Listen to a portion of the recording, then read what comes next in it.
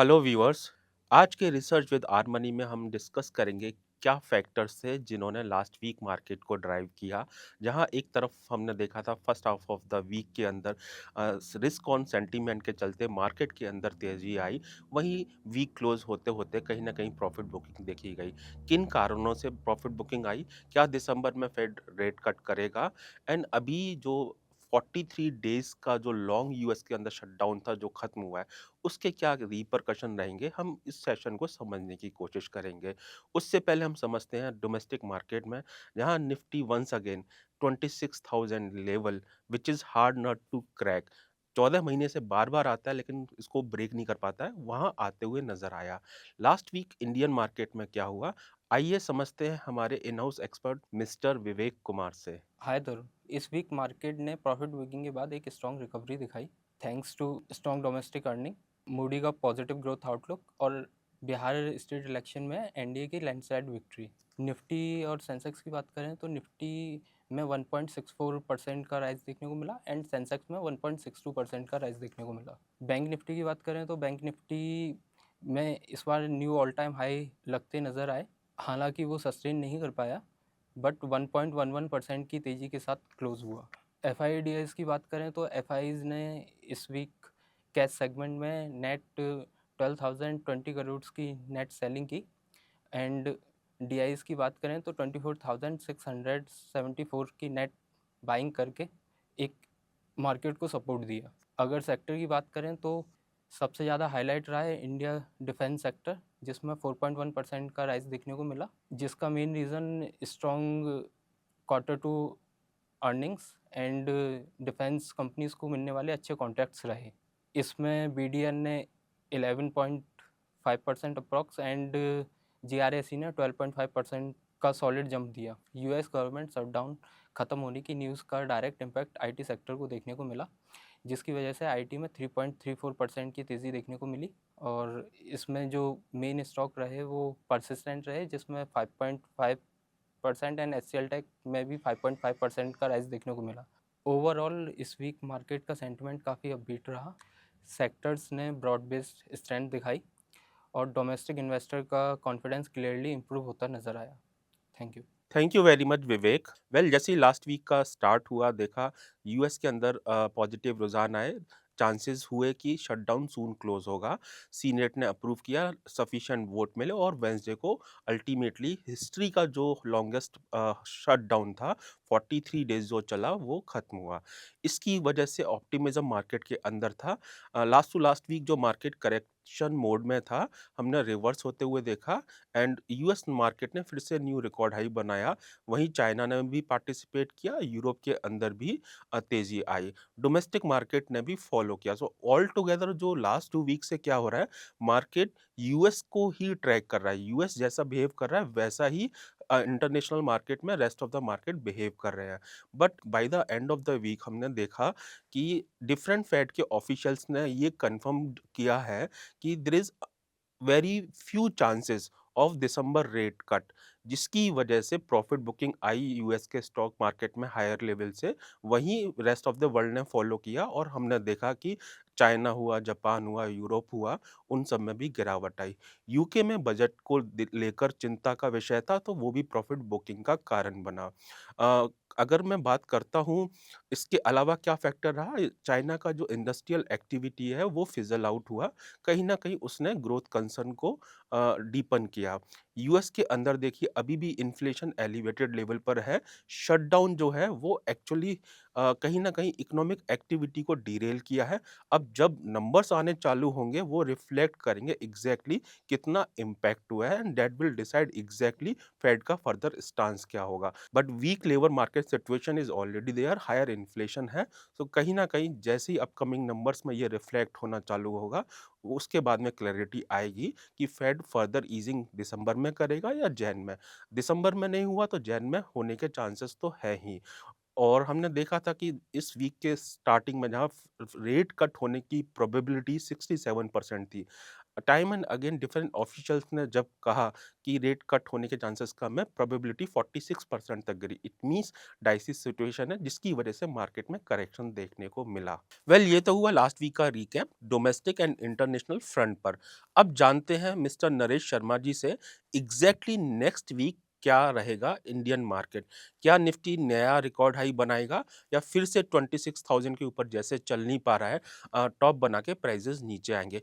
कौन से सेक्टर हैं जो कि आउट परफॉर्म करते हुए नजर आएंगे और किस शेयर्स में एक्चुअली लगता है कि कुछ एक्स्ट्रा ऑर्डिनरी एक्टिविटीज हो सकती है, इन सब पर हम समझते हैं नरेश जी से। Over to you. Hi Tarun. Market इस वीक काफ़ी वॉलेटाइल रहा।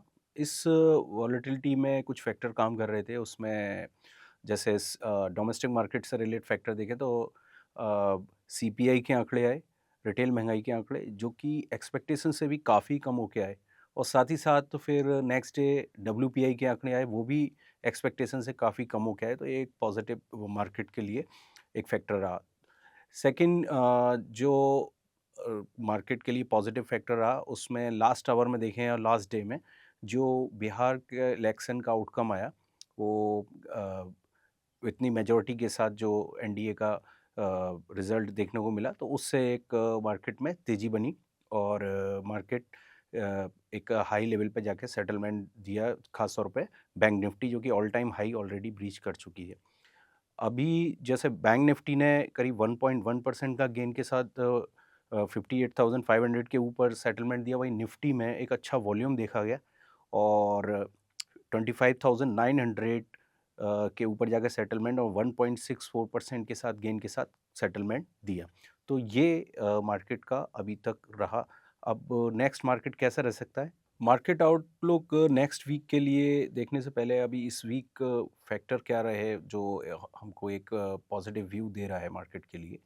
उसमें अगर पीसीआर को कंसीडर करें तो पीसीआर अपने ओवरसोल्ड जोन से रिकवर होते हुए, यानी पुट कॉल रेशो का जो ऑप्शन चेन में देखते हैं, तो वो करीब 0.81 के आसपास है, जहां एक बार ओवरसोल्ड जोन में एंटर हुआ था वहां से रिकवरिंग आ रही है, तो ये एक स्ट्रेंथ दे रहा है। सेकेंडली जो विक्स है वो भी करीब 4.9% की डिक्लाइन के साथ क्लोज हुआ है ऑन वीकली बेसिस, और आरएसआई भी अगर बात करें तो 62 के लेवल पर है जो स्ट्रेंथनिंग जोन है। तो मुझे लगता है कि मार्केट, हालांकि जो निफ्टी ने नए हाई तो नहीं बनाए, लेकिन बैंक निफ्टी ने ऑल टाइम हाई ब्रीच किए हैं, तो मुझे लगता है कि मार्केट में डिप्स में अपॉर्चुनिटी बनेगी। अभी भी ऐसा नहीं है कि प्रॉफिट टेकिंग के हिसाब से की तरह से मार्केट थोड़ा सा करेक्शन आ सकती है, पर जो ये फैक्टर्स हैं ये मार्केट को सपोर्ट कर रहे हैं, तो डिप्स में बाइंग अपॉर्चुनिटी बनेगी।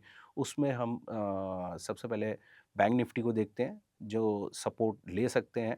टेक्निकली बैंक निफ्टी ने एक बुलिश कैंडल के साथ क्लोज दिया है, तो उसमें अच्छा मोमेंटम बन सकता है। उसमें जो सपोर्ट लगते हैं वो इमीडिएट सपोर्ट 57,945 है जो कि 21 डीएमआई है, और नेक्स्ट सपोर्ट उसका 57,650, तो ये मेजर सपोर्ट है जहाँ से बाउंस देखने को मिल सकता है।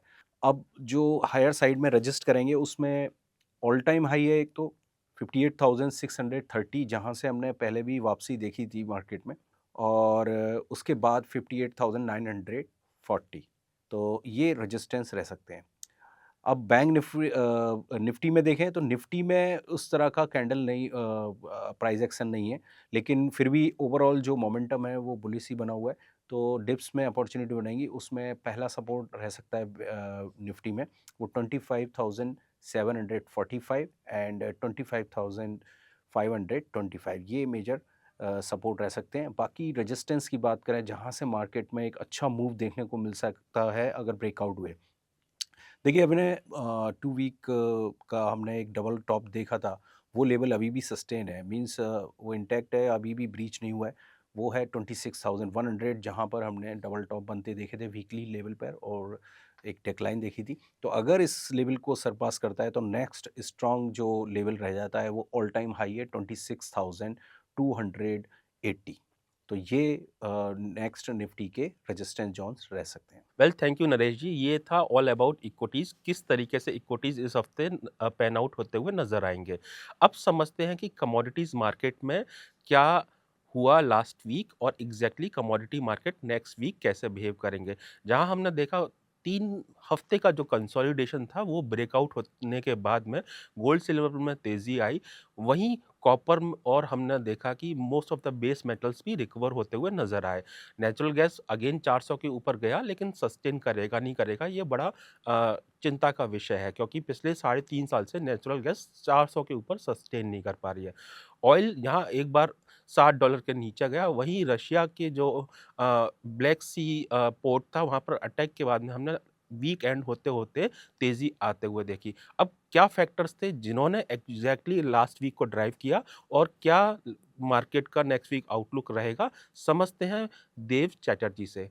Over to you. Hello viewers. तो बुलियंस में आफ्टर 3 वीक्स हमें एक अच्छा बाउंस दिखा, बट वीक एंड होते होते क्लोजिंग काफ़ी नीचे रही है इस वीक के हाइस से। अक्टूबर लास्ट वीक के लो से देखा जाए तो काफ़ी अच्छा बाउंस दिखा हमें। गोल्ड में ऑलमोस्ट 9% एंड सिल्वर में 19% तक का बाउंस दिखा, बट फ्राइडे को हमें एक अच्छी गिरावट दिखी 6% गोल्ड में और 7.5% सिल्वर में, जिसने कि पूरे वीक के गेंस को काफ़ी सप्रेस कर दिया, क्योंकि दिसंबर में फेड इंटरेस्ट रेट कट होने के चांसेस कम हो गए हैं फ्रॉम 64% टू नियरली 50%, जो डॉलर इंडेक्स को भी स्ट्रेंथ देगा। और जो यूएस गवर्नमेंट शटडाउन चल रहा था एट लास्ट रिजॉल्व हुआ, जो कि लॉन्गेस्ट इन हिस्ट्री था। बट इससे जो इकोनॉमिक डेटाज थे like consumer price index and job datas, वो अक्टूबर के मिसिंग होने की वजह से काफ़ी अनसर्टेनिटी बनी हुई है traders and in Fed as well. अब क्रूड ऑयल में हमें 3 हफ्तों से टाइट रेंज में ट्रेड करता हुआ दिख रहा है। जो रेंज हमने डिस्कस किया था विच वॉज $58 टू $63, उसके अराउंड पूरे हफ्ते ट्रेड किया है। ओवरऑल वीक सेंटिमेंट ही रहा है, क्योंकि हर बार रेजिस्टेंस से फॉल होता हुआ दिखा हमें। And as we know, OPEC plus ने दिसंबर आउटपुट बढ़ाया है, तो उससे ओवरऑल सप्लाई बढ़ने के कंसर्न्स हैं। But on the other hand US sanctions हैं रशिया के ऊपर, तो उससे थोड़ी स्ट्रेंथ भी मिल रही है ऑयल प्राइसेस को। सो दैट्स वाई हमें एक साइडवेज मूवमेंट देखने को मिल रहा है क्रूड में। Now let's talk about important technical levels. Gold sideways रहेगा। 1,26,000 एक इम्पॉर्टेंट रेजिस्टेंस है, उससे ऊपर प्राइसेस सस्टेन करेंगे तो 1,29,000 तक जा सकते हैं प्राइसेस। एंड सपोर्ट की बात करी जाए तो 1,20,000 रहेगा, उससे नीचे गए तो 1,17,500 तक दिख सकते हैं prices. Moving on to silver, trend sideways रहेगा एज गोल्ड। 1,60,000 इंपॉर्टेंट रेजिस्टेंस रहेगा, उससे 1,66,000 तक प्राइसेस जा सकते हैं। और उसके बाद 1,53,000 सपोर्ट का काम करेगा, उससे नीचे गए प्राइसेस तो 1,48,000 तक प्राइसेस आ सकते हैं। क्रूड ऑयल की बात करी जाए तो ट्रेंड साइडवेज टू बेरिश लग रहा है। Important resistance will be 5,400 and उससे प्राइसेस ऊपर सस्टेन करते हैं तो 5,600 तक प्राइसेस दिख सकते हैं। और सपोर्ट की बात करी जाए तो 5,200 एक क्रूशियल रहेगा, उससे नीचे प्राइसेस जाएंगे तो 5,000 तक प्राइसेस आ सकते हैं। Thank you Dev for nicely stating commodities condition, किन कारण से कमोडिटीज के अंदर करेक्शन आया और नेक्स्ट वीक कैसे पैन आउट करेंगे, क्या सपोर्ट लेवल है जो हमको वॉच आउट करने चाहिए, क्या रेजिस्टेंस है जिनको ब्रेक करके मार्केट तेजी दिखाएगा। यहाँ पे मैं एक चीज़ और ऐड करना चाहूँगा। अ, जिस तरीके से यूएस की इकोनॉमी रिज्यूम हुई शटडाउन खत्म होने के बाद में गवर्नमेंट ने वर्क चालू किया, उस ऑप्टिमिज्म ने गोल्ड में फर्दर लिक्विडिटी इन्फ्यूज करी। वीक के स्टार्टिंग में रेट कट होने की पॉसिबिलिटी, जैसा कि देव ने कहा, अबाउट 66-67 थी, वो एक्चुअली कट हुई क्योंकि time and again different officials ने बोला कि हमारे पास अभी डेटा नहीं है, it's very tough call to take a call in December's meeting. But जिस तरह से इकोनॉमिक कंडीशन है, दिसंबर में नहीं तो जैन वाली मीटिंग में रेट कट लाइकली है। सो कहीं ना कहीं जो फ्राइडे को या थर्सडे फ्राइडे के बीच में हमने देखा जो गोल्ड सिल्वर में गिरावट आई, वो फेडिंग रेट कट एक्सपेक्टेशन के चलते आई। यहाँ पे ब्रॉडर रेंज की मैं बात करना चाहूँगा साथ में, क्योंकि हमने नेक्स्ट वीक का तो आउटलुक शेयर ही किया। मुझे ऐसा लगता है for some time now gold के प्राइस 3880 से 4380 के बीच में मूव करेंगे। ब्रॉडर रेंज है क्योंकि एग्जैक्टली अभी प्राइस वॉलेटिलिटी वोलेटिलिटी ज़्यादा है। जब तक 4380 के ऊपर नहीं जाएँगे, तब तक एक तरफ़ा तेज़ी अब देखने को नहीं मिलेगी। साइमल्टेनियसली ट्रेंड रिवर्सल तभी होगा जब 3880 के नीचे डेली बेसिस पे क्लोज़ देंगे। देव ने वीकली आउटलुक बताया, मैं ब्रॉडर आउटलुक शेयर कर रहा हूँ। सिमिलरली सिल्वर में हमने देखा स्पार्किंग रैली आया, लेकिन जो 28 अक्टूबर का हाई था $54.40 उसी के आसपास से डबल टॉप बनाया और $50 तक प्राइस आए। अभी ऐसा लगता है मुझे $45.50 से $54.50 एक ब्रॉडर रेंज है, जिसके बीच में प्राइस एक्टिविटी होनी चाहिए कपल ऑफ वीक्स। मेजर गिरावट की आशंका नहीं नज़र आती जब तक कि $45.50 के नीचे कॉमेक्स स्पॉट के प्राइस नहीं चलते हैं।